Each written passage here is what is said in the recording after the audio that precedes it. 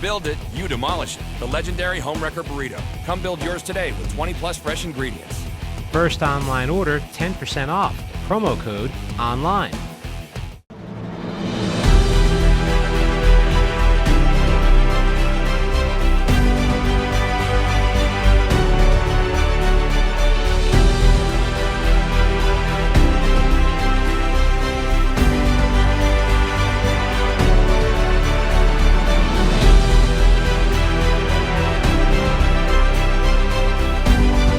Welcome back to another episode of Over the Boards. I'm your host, Healy Parker, here with head coach of the Ice Pack, Tim Healy. Coach, Happy New Year. Happy New Year to you, too. It's been a while. It's been a very long time, since October, I think. So what a better way to ring in a new semester than talking about the start of your last semester, too, as a senior, it's, right? It's a little sad. Any tears this morning? No, I don't have class till tomorrow. So that's just good scheduling. It hasn't hit me yet. But I mean, it's my senior spring, I had class 2 days a week. It was the best. Yeah, I tried my best to be strategic about it. But we have a lot to cover, so let's jump right into it. Where we last let off was talking about Kentucky. You guys had Kentucky coming up. It was a doubleheader, and you guys pulled out 2 wins that weekend. In an interview with the technician, you said that it was a unique, unorthodox game. What did you mean by that with the second game? It was. I'm like in my mid-40s now since we last. I know. It's a long time to go back and remember. But it was just a game that had a lot of penalties, and there wasn't a lot of flow. Yeah. And thinking back to that, Kentucky came in really confident, as they should be, as rankings have come out. They've been a top 10 team most of the year in the Southeast region. And I think they were, on Friday night they tried to play one style, and that didn't really work. And then Saturday night they came back with another style, and that didn't really work. And then there just wasn't much flow to a game. And you have to learn how to win games all different ways. And that was a game where, we just had to fight through it and work our way through it. It was just a weird game. Next up, you guys had Penn State University, which was an extremely close game coming down to the last minutes of the third period. You had 2 goals scored by Colby Peterson to get a 3-2 win. From your point of view, what was the problem for the Ice Pack in terms of offense? Because we all know how dominant they are. Yeah, that was actually probably and still is probably the home game of the year. We were down 2-0 going into the third. Penn State is another team. I think they've been 5 or 6 most of the year in the rankings. And credit to them. They kept us off the board for 2 periods. They really ran a trap. They did it really well. Then in the third period, I think 2 things happened. I think we picked up our forecheck, which wore them down a little bit. And then they started to take some penalties and put us on the power play. And that's a point in the year where our power play was really hot. And so that was the difference in the third period. And I think just that notice, keep grinding until the opportunities come. And they did, and we capitalized. There was also a fire drill in the middle. Yeah, there wasn't a fire drill. No, one of our players coming down the stairs bumped into the fire alarm, and I think that so that might have helped too, right? Yeah. But we cleared out the arena well, and and we're back at it. Actually, fortunately, they didn't make us go outside on our skates. That could have been dicey. Oh, I didn't even think about that. Yeah, I was scrolling through Twitter and saw a delayed game for a fire drill, and I was like, Ice Pack just, we needed to change the momentum. Yeah, some different. At the beginning of November, you guys had a home game against UNC rival where you guys won 5-2. And the Ice Pack had a slow start. UNC ended 1-0 in the first period, but then the Ice Pack came back with 3 goals at the end. Do you think that sometimes this team kind of thrives when they're under pressure, or they're in a game situation where they know they can win, but they need to score to get there? I think 2 things. One, give credit to UNC and their goalie, particularly Will Doubt, that really kept them in the game. 2,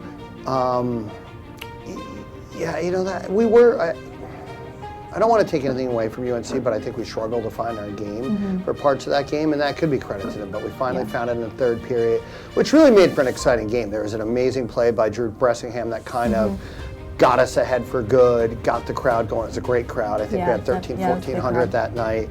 And that was originally supposed to be Wake Forest. There was Wake Forest, their players decided they'd rather have a fraternity weekend than come down and play us. But great for UNC to jump in that spot, and credit to them, and it was a great game. A great atmosphere too. Yeah, there were a lot of people. I remember seeing videos from the live stream. There were a lot of people there, good crowd. The team had 2 days after the win versus Robbie UNC, I almost forgot about UNCW. You guys traveled to Fayetteville, neutral site, the Crown Complex. where you guys took on UNCW and you won 7-1. How cool was it to have the Fayetteville Marksmen professional hockey team host that game for you guys on a neutral site? Well, I think it was great. We know that we have a lot of NC State fans down in the Fayetteville area, and so it was really great to be able to bring our product and our game down to Fayetteville, and we played great. So it was awesome, to make sure those fans that didn't have to drive up or might not have ever seen us play other than on PackTV broadcasts, to really put a great performance out there, and that was a really good team performance. It was a really workmanlike game, so it was fantastic. Yeah. The team had a very busy weekend the next weekend. You guys had the 2021 Fall ACC Tournament in Springfield, Virginia. So you guys traveled one weekend, traveled the next. Your team went to the tournament, ranked #1 in the ACHA Division II Southeast standings, which is huge. I think that was announced the day of the tournament or the day before. So I'm sure that helps the momentum going in. The first game was against St. Joseph's University, and the first period started out a little slow, but through the second and third period, the offense really took off, and you guys won 7-2. What do you think contributed to the slow start? Was it the traveling? I think, well, actually a couple times when we've looked at this year, we haven't played as well on Friday nights on traveling. And I think the other thing, too, is, that was the first time we'd ever been named #1 in a ranking. That, and that came out that day. Yeah. And so that was the first time we wore the belt, so to speak. In the Southeast region, it's been Liberty, FGCU, Penn State, generally speaking, in that spot for as long as anyone can remember. And that was the first weekend, we kind of came into that spot. And I think, again, and I think that whole weekend we kind of struggled to wear the belt. And I also think they should be motivated for every game, but I think there's also a little bit of looking ahead to Cincinnati, and they had just come off of UNC, so it was a weird sandwiching. But they in that game there against St. Joe's, just kept built. It was kind of built over the game in the lead to get there. St. Joe's played a solid game against us, but again, I think our depth, and that's the theme you'll hear a lot, wore them down over the game. I was scared to ask about traveling because I feel like there's always some sort of funny thing that happens when you guys travel as a team. No, everything was smooth. Everything was smooth, no issues. I think like anything else, when you go up, and I know we'll talk about Cincinnati in a second, but when you go up that day of 4 or 5 hour drive, sometimes you come out a little bit slower. Actually, following against Cincinnati, we went up Thursday night, and that made a big difference. Oh, okay. Yeah, so we'll come back to that when we get there. The second game was against George Washington, where the Ice Pack pulled out another win, 9-2. Alex Robinson scored his 100th goal in the ACHA in his career there, and then he decided it wasn't enough, so he scored 2 more. Yeah, to and Alex Robinson. I'm glad actually we stopped on Alex Robinson for a second. I think when you think of the guys that came in together, we called them the rookie line 4 years ago, but they're not rookies anymore. It's their last year. Robertson, Parker Cesaric, and Riley Johnson, you had Miles Ferrone, that was part of that class. Joey Davis. I could go on, but those 3 in particular with how many points they've put up. And Robo has moved back to D for us this year, and he's done an awesome job. So the fact that 3 guys, well, actually we have 4 players, but 3 guys in that class that right now are over 100 points. I was really happy for him to be able to get it, and get it in a year he's playing with his brother too, so that's pretty special. Yeah, I forgot about that. Yeah. The last game that y'all had in the tournament was against Virginia, where you guys pulled out a close 5-2 win. And you left the tournament 3-0, which I would say was a successful weekend. It was a success, and defending that tournament title from 2 years ago.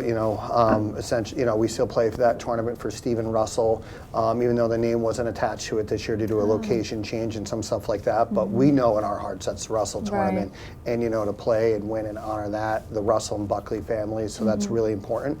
And to make sure we always win that tournament. And in Virginia, actually, that might have been our most dominant game of the weekend. I think we outshot them 64-20. It was insane, and we all the credit to their goalie. I mean, he made, as I said, 50, almost probably over 60 saves. It was an awesome performance by him. What were your biggest takeaways for your team from this tournament, especially with the quick turnarounds and such a competitive environment? I think for that one is Colby Peterson was out a couple games of that one. We navigated a 3-game weekend and stayed healthy going into what was a really big showdown the following weekend. So I think that was a big one, just navigating 3 games in 3 days, knowing now that legitimately you're the #1 team in the land, right? Yep. And actually at that point, number 2 in the nation. And so I think, you know, getting used to that, and you get a different level of effort against you when you have those rankings. So I think that was a big one, big takeaway from it. Absolutely. And also to note that Captain Chris Solomon was named the captain of that tournament with 5 goals and 3 assists. I feel like, you know, there's always so much to say about Chris Solomon. Well, and Chris, you know, taking home tournament MVP, Riley Johnson, the last time it was held, so it keeps it in the family Yeah, too. there you go. So now we're talking about Cincinnati. The next weekend, you guys went at the end of November for a doubleheader against the Cincinnati Bearcats.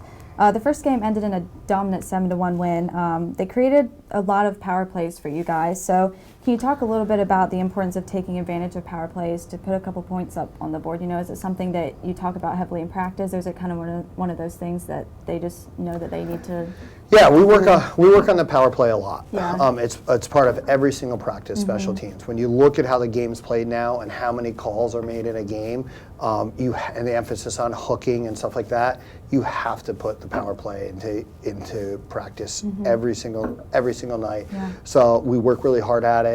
You know, we're lucky that we haven't had to make a lot of personnel adjustments this year because it's been clicking. We actually did this past weekend, but you know, that was a night the power play was clicking.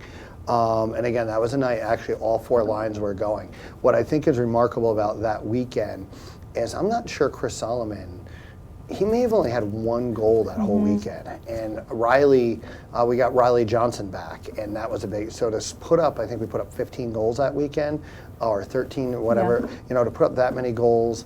Riley, Colby, and Matt Miller did not actually have a ton of points that weekend. We welcome back Riley, Parker, Garrett Arini moved into that line with them, and you know, and they were clicking. And then we had a lot of scoring. We had hat tricks from guys down the lineup. Zach Robinson had a huge weekend that weekend. Don Johnson had a great goal that weekend. So you're starting to see multiple guys coming in and being able to score. Absolutely.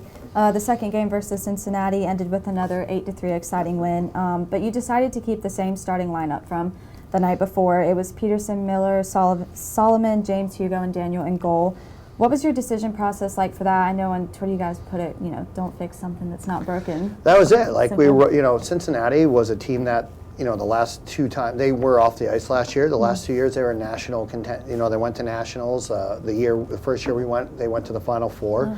So you know, we were rolling and we wanted to keep with it. It was, you know, they got us off to a great start.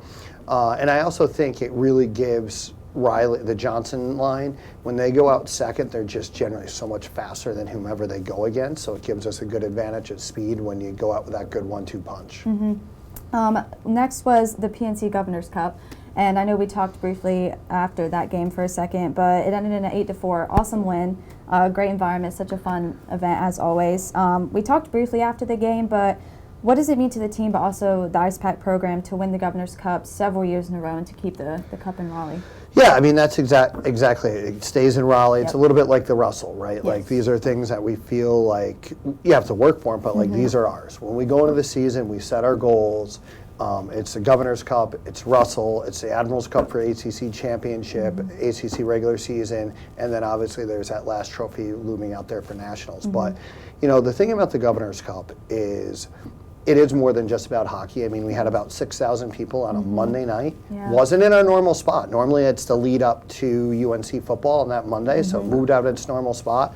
So to have that crowd and to deliver a great performance was awesome. You know, highlighted that was a Zach Robinson hat trick, and the hat trick goal was assisted by his brother Alex, who then scored a goal of his own on a sweet tip. So that was, you know, that was awesome for us and the guys. And, you know, again, everyone played, you know, really well that game. Joey Davidson probably actually may have had the goal of the year, but, you know, it got missed, but that's okay.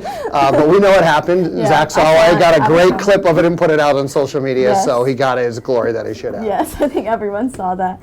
And then how important is it, you know, the Governor's Cup in terms of the importance of bringing awareness to hockey for NC State and UNC at a neutral site? You mentioned the big crowd there. You know, how important is that? Well, you know, they go to that game and they come back. And evidence of that is, we'll get into Liberty in a second. You know, Friday night against Liberty, we had only a slightly smaller crowd than when we played UNC at WCC. So, you know, it tells you that people came to that game, and you know, they came to more, and they're coming back, which is huge. Yeah. Well, that's all we have for right now, but we will be right back after this short break. Welcome to the Modes!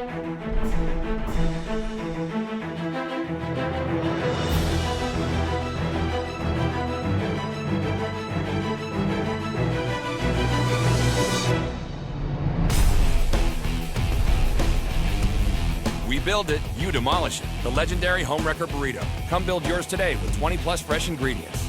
First online order, 10% off. Promo code ONLINE.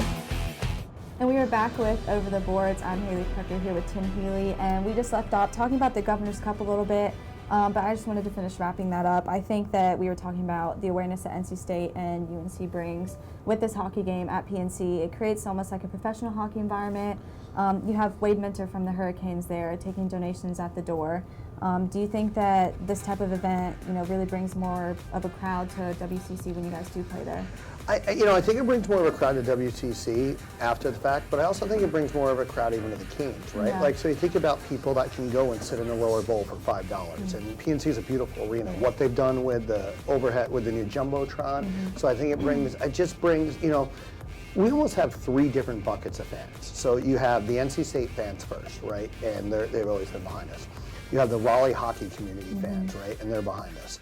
And then you have, kind of another okay, what is this all about? Kind of the spectacle of the rivalry. And I think, the one thing is it creates a crossover environment, right? Like you're bringing the Raleigh hockey fans, the Canes fans, kind of the NC State fans, all into that environment that gets some crossover. And so I think there's a benefit to the Canes and to NC State when we're in that building. And I think when you're a little kid and you don't really, are any of our guys going to make the NHL? No. But do you really know the difference? Is Jacob Slavin or Victor Hugo? When you're 5 or 6, they're both gods, right? And you're looking at it on that ice, so it helps that way in terms of bringing the game. Next up, we had a break for Christmas and New Year's, and school started back up. And this past weekend, to ring in the New Year, you guys had a big weekend. Played Liberty at home, and then traveled the next day to play Liberty there. And it was for the Wagon Wheel Trophy. The first game ended in a 4-3 loss at home. With the minutes winding down in the third period, you had goals by Hugo and Solomon to kind of close it out, but time ultimately ran out. Was Liberty's defense coming out really that strong, or do you think that offense had a hard time connecting during that first game? I think there's 2 things. One, we had 41 shots on goal. Yeah. So I think you have to, Dakota Sihanu, their goalie, he was the goalie of the year last year. Yeah. He was terrific, and we really didn't figure out a way to crack him into the third period. And I think even if you take a step back, what Liberty has become, if you think about it, Liberty and NC State have become the best on-ice hockey rivalry in the Southeast. And I say on-ice because UNC brings in the fan aspect, but in terms of just quality and play, it started 4 years ago, right? When the winner went to nationals and the loser went home. Then they brought us back for their showcase, and we kind of took the showcase against them the following year, right? And then last year, they went to the Final Four, we went to the Elite Eight. This year, the first rankings come out, we were 1, they were 2 regionally, then 2 and 3 nationally. We stopped playing games for finals. They apparently play games for in finals, a little academic rating there, go NC State. And to their credit, they had a couple good wins over Rider, and so they went literally by 1/10 of a point in the computer ranking system. So now they were 1 and we were 2, and then nationally, they went to 2 and we were 3. Mary, if you remember from last year, they're 1 and we're not, and they split with Mary this year. They're 2 and 2 with them. So for us coming into this weekend, this was a big measuring stick for a weekend for us because the goal is still a national championship, and I think that I think we're going to find out a lot about ourselves this weekend. Now going to that first game, like you asked, I do think it took a little. Even though we did get 41 shots, I think the long break, and they had the break too. So this is not making excuses at all. Dakota played a great game, but we just I don't know if we really found ourselves into the third period, and we did, and we won that period 2-0. And really we're able to carry that into Saturday's game. How important is it to use every single minute to your advantage in a game like this one where your team, knows that you can win? It's just about getting there and getting points on the board. Yeah, well, and you go back to that late goal. It is a computer rankings formula, so goal differential matters. So that late goal, that's a huge goal. So that means for the weekend, I know we're going to get to the second game, those 2 goals in the third period are the difference in us winning the aggregate for the weekend. So that could have, and again, you're talking 1/10 of a point. Like our rating is a 14.0, theirs is a 14.11. I think Mary's is just under 15. And then we're about a full point ahead of FGCU. And it's really important for those watching at home is the top 2 teams in each region get to skip regionals. So if you think of like the NCAA basketball tournament, Yeah. nationals is the Sweet 16 going to the final. So there's no Final Four, it's 16 go to the final site. But there's 4 regionals, kind of like your, round of 32, round of 64 before that. You get to skip right past that if you're in the top 2. So it was a huge weekend for us. And so even though we lost the first game, to be able to get that split probably keeps us in that top 2 spot. Absolutely, and leading right into the second game, it was an away game the next day, Yeah. so you guys played at home and then you drove to Liberty. Quick turnaround, but there seemed to be zero concern over if the Ice Pack had fresh legs. They came out, definitely I could sense more energy and more aggressiveness from them the second they got on the ice. As a coach, what did you emphasize from the game the night before that they needed to do, what needed to happen in order to win this game? We made a little bit of slight adjustment on the forecheck, but Yeah. that wasn't the bigger thing. I think we're to the, culture wins championships, right? And, John Cooper, the coach of the Tampa Bay Lightning, knows a little bit about that right now. And, in an interview earlier this year with the Spit and Chicklets crew, he said, teams that aren't great don't have good leadership from the coaches or players in the locker room. Good teams have good leadership from the coaches in the locker room. Great teams have great leadership from the players in the locker room. And so realistically, we put Saturday night back on the players in that leadership group. We had the coaches, we had a meeting with the captains after the game, and I think for a big game, that might have been the least amount of things I've ever said before the game. In a big game, before we got on the bus, we spoke about a couple of tactical things that we wanted to adjust, and then before the game, put it on the seniors. Talked about, how in a lot of ways this run of this program was born at LaHaye Ice Center, and for the seniors, that was going to be their last time in that building. It's been a place of a lot of great memories for us, which is funny because LaHaye is a place of terrible memories for most teams.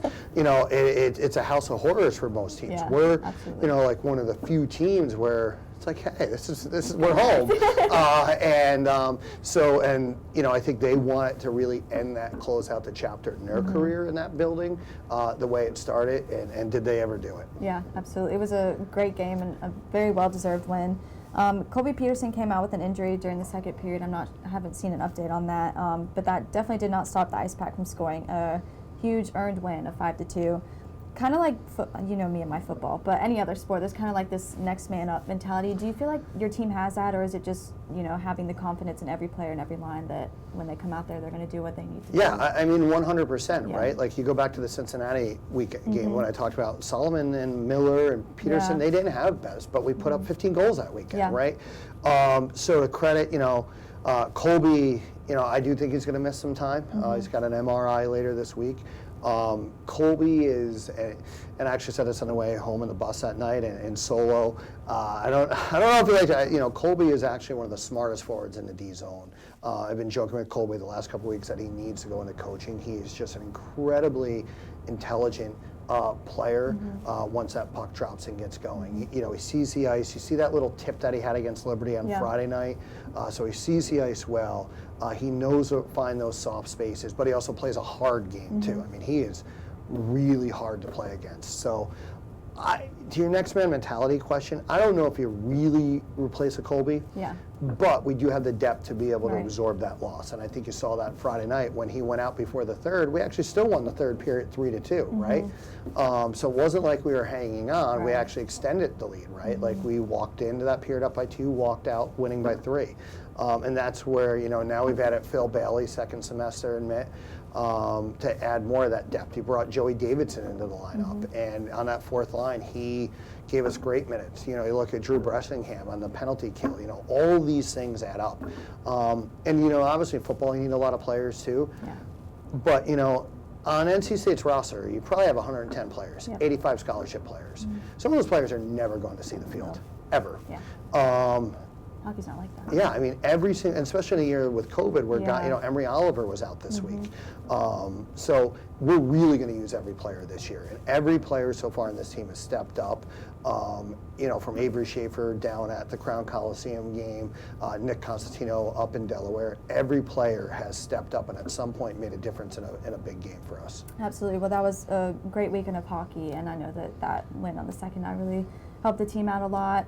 Moving forward into what games are coming up, can you talk about the strength of your schedule, any traveling you guys have to do, any concerns as far as who you're going to face? The nice part is our travel, and I know you like to keep the rest of it, although we did actually have a travel issue on Saturday. You want to talk about depth? Well, Saturday we had the next bus up mentality, so we had issues with our original bus, so we swapped out for another bus, so we had the next bus up. That's good. Same driver, because our drivers are great, so we only had about a 20-minute delay getting the other bus there, so the white bus switched out for another one and got us there. No, it did not break down. Yeah. So next bus up, that's organizational philosophy. It works. But fortunately, we only have 2 road games left this semester: Wake Forest and UNCW. So, and Liberty's not bad either. So our heavy travel is behind us, which I think is great. And I think, I will say, this month is a huge, if you want to get out to a game, this is a huge month. We have 2 games versus Louisville this weekend. They've been ranked pretty high in regionals. Then you're going to have ostensibly what will be the regular season championship game with Virginia Tech the following weekend. And they've been ranked between 8 and 11 in regional rankings, so that is a huge game. Is that at home? That is all these are home. Okay, good. And then the following weekend we have UNCW coming in. We have a special guest dropping the puck for that one. I mean, keeping us on our honestly, we've had some good ones. We've had Sam Heifel, we've had Derek Wittenberg. Those are good ones. This one is Wittenberg level. Is it me? You just haven't told me yet? Senior night. Okay. So anyway, so this is up there with that one. So we're really excited for that's going to be awesome. And hockey-wise, probably none bigger in this area. So I'd probably guess who it is already, but it doesn't matter. I don't know yet. So all right. So so a great home slate to round out January. So 4 home games the rest of the month. And it does make a difference. It makes a difference to play. The boys love seeing everyone out there. And of course, you can't get to see us play. You can see us on WRAL Sports Plus now, in addition to PackTV. That's awesome. That's huge. I mean, how many programs can say that? Yeah. NCAA, whatever. It's a top 25 television market, and we are on over the air. We're on. I mean, there's no excuse not to watch us now, right? Like I'm looking at you, Wolfpack Nation. Let's go. No excuse now. You got two ways to watch it now, even a home game. So. Next up, I just wanted to talk about with this last month and a half before regionals maybe and nationals, the seniors, their kind of last ride, the importance of January and having all those home games for them to enjoy during the last semester. Have they talked about it being their last at all, or is it more just waiting for regionals and nationals? They haven't talked about it much. I kind of went there with it with the Liberty thing with LaHaye, so they know. Yeah. They know that this senior class knows that they've accomplished everything they could accomplish in ACHA hockey, except for one thing. And I think they can do it, and I think this weekend, I would be willing to bet Liberty left that ice now, even though they had a split, that they know we walked out the ice the better team. And Mary notices that, and other people notices that. Our win was more convincing than their win. And so the guys, they had a goal coming into the season, and they know that's the last one to accomplish. In addition, taking care of everything else. They want the 4 for 4 for 4 ACCHL titles. Like, they want those things. They want a clean sweep going through. But I think that's, not I think, I know that's where their eyes on the prize is right now. Absolutely. Well, hopefully you guys can go straight to nationals, skip the regionals part, and this save us some money. Yeah, exactly. This would not be over the boards, of course, without some sort of fun question. We talk about food a lot. Last time we talked was fair food, if that tells you how long ago that was. But I want to switch it up. We just, had the holidays. What was your favorite Christmas present that you bought? So I'm one of those guys who's their birthday, December 14th, so birthday and Christmas kind of rolls all into one. I like, kind of creates a whole season. Yeah, my parents did great. So I actually have my favorite one on, my favorite gift right now, this little quarter zip, Junior Canes quarter zip. Not planned. So this is, this for my wife and kids, and with Junior Canes, it's, that's, by the way, shout out Meredith's team, my oldest daughter's team. They haven't lost since since we last did over the boards back in October. So they're top 20 team in the nation. So a lot of pride going on with that too right now. That's good. Well, thank you guys so much for joining another episode of Over the Boards. Don't forget, we are sponsored by Moe's, so if you want to give them a call at 919-999-3999 or visit their website at 919.catering.moes.com. As always, it's a pleasure, Coach. Pleasure. I didn't ask you your favorite Christmas. I got new tennis shoes. There you go. So we both had it on this. Yeah, more our new stuff. All right. We will see you guys next time on another episode of Over the Boards. Go Pack.